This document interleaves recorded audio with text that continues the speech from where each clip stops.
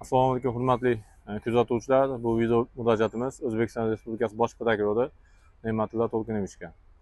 Hurmatli Ne'matilla To'lqinovich, hozir biz Andijon viloyati prokuraturasining yonida turibmiz.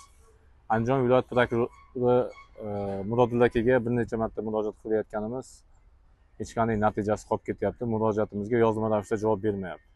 Hozir yana bugun 2-may kuni ariza bilan murojaat qilyapmiz.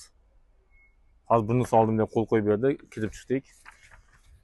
Bu murojaatimizni nazoratga olishingizni so'raymiz. Davlat tashkilotlarining harakatsizligi yuzasidan. Bundan tashqari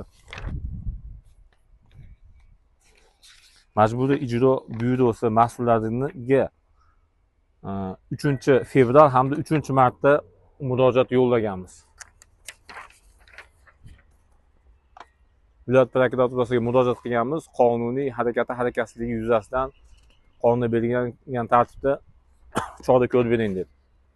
Murojaatimiz mana 1 oy, 2 oydan oshiq vaqt o'tgan bo'lsa ham hech qanday natija bo'lmayapti. Bu murojaatimizni ko'rmayotgan yuzasidan Andijon viloyat prokurori nomiga 2-marta takroriy murojaat qilyapmiz. Hurmatli Ne'matilla To'lqinovich, davlat tashkilotlarining murojaatlarimizga qonuniy tartibda javob bermayotgani uchun yuzasidan qonuniy tartibda belgilangan tartibda chora ko'rib berishingizni so'raymiz.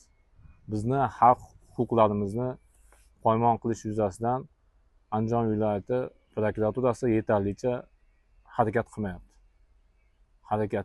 Harakatli yuzasidan Andijon viloyat prokuraturasi mas'ullariga qonundan belgilangan tartibda xizmat tekshiruvi o'tkazishingizni, qonundan belgilangan tartibda javobgarlik masalasini ko'rib chiqishingizni so'raymiz.